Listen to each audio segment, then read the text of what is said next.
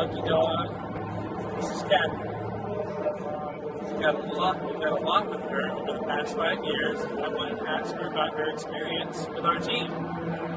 Well, that's a little bit of a loaded question, but for Lucky Dog Racing League, we're an amateur endurance racing series, and we had the pleasure 5 years ago coming in contact with Lonnie and his team.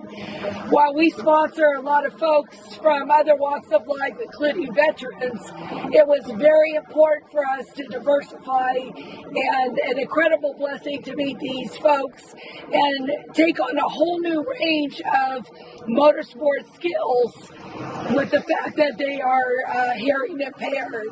And what's been interesting about this experience is that while I didn't know anything about the deaf community, I've been educated through them and learned that autosports and the whole industry really doesn't give them the credit that they deserve for being acute, incredible racers. In a lot of cases, they're better racers than my folks that can hear out there. I've noticed that they tend to be a lot more observant on the track. And I think part of that comes from the fact that they have the abilities to use what I like to call their spidey senses to sense what their car is doing and what is around them. And I'm incredibly proud of the racers that they've become.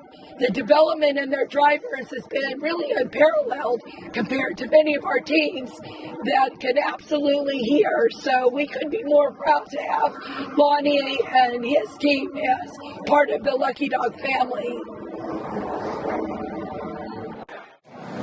Hi, I'm here with Mike Lagragny, and I wanted to ask you about your experience racing against a deaf team. All right, well, first of all, I want to thank you guys for giving me the opportunity to be interviewed with Lonnie. This is my third season now with Lucky Dog, and it's really cool to see a team with disabilities or hearing impaired to come out and compete at a sport or an auto sport where the auditory sense is so important for us to hear in terms of other cars around us and the tuning of the car. So when we're out on the track and when I identify the Deaf Power Racing team, I have to be a little more aware that he may not either hear me coming or he may not hear other cars around him. But in terms of their level of competency on the track, you would never know that they're hearing impaired. They're out there, they're throwing it down year after year, lap after lap with other guys, and it doesn't seem like they lack any of the senses at all. So it's really, really cool to see them come out year after year and compete at a high level of racing. Thank you. You're welcome. Thank you. Appreciate it.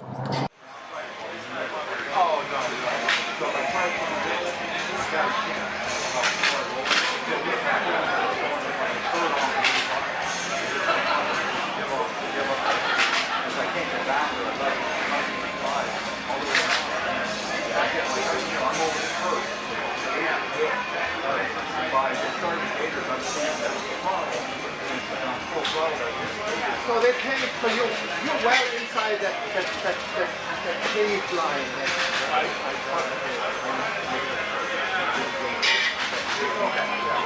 So you're crossing the inside field.